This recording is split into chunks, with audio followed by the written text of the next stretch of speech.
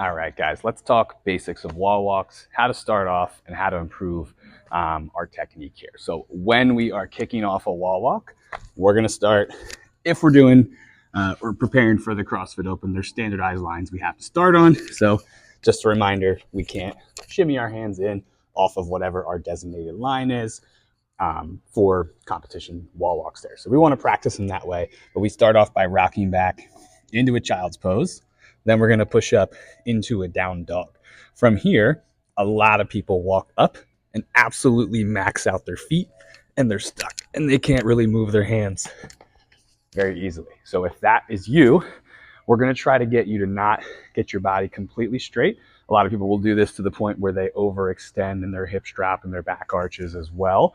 And then they're set up in a way where they can never get to the wall. We're going to make sure we keep our butt high and keep a slight bend in our hips and or knees. So rather than maxing it out, I'm going to go child's pose, down dog, walk my way up almost to the top of what I can do. And now what this does is frees me up to go into a single handstand and take a big first step on our wall walk. So for those of you guys who walk up, that feels really, really tough.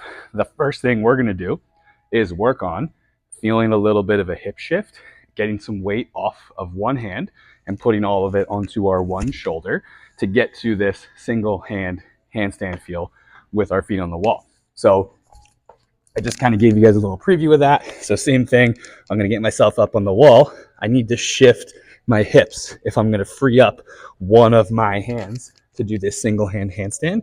But at first, it might just look like this. I'm just taking a little bit of pressure off of my hand. Over time, you can actually lift your hand or whatever. You can hang out here for a while once you really get a feel for that drill. So that's a piece that a lot of people miss. They stay centered. As soon as they go to pick up their hand, they collapse to one side or the other instead of shifting their weight and doing a little side to side shift with their hips to free up a series of little mini one-handed handstands to walk their way in. So we're going to go child's pose, down dog, not max out our feet, and then we're going to start feeling a little bit of a hip shift. So one other of the most common things I see is people will start to get that down, but they take their steps too fast and too aggressive. So I want you to start slow on your wall walks. Even if you're pretty experienced with wall walks and you tend to take too many steps, or you take too many steps, it can be because you're stepping too quickly and you're not allowing the hip shift to happen. So those reps would look like this when we get up on the wall, and then someone's trying to sprint their way in and they can do a full wall walk, but they're not allowing the time for those hips to shift and slide back and forth. So instead of that rep that we just saw, we might want to do a slide and a slide and a slide and a slide, and that's going to allow us to do bigger steps, less total steps. So about the least amount of steps you're going to see would be from very tall athletes, 3 steps in, 2 steps out. Some of the best CrossFit Games athletes can do that. Generally, our best members in the gym are doing 4 steps in, 3 steps out.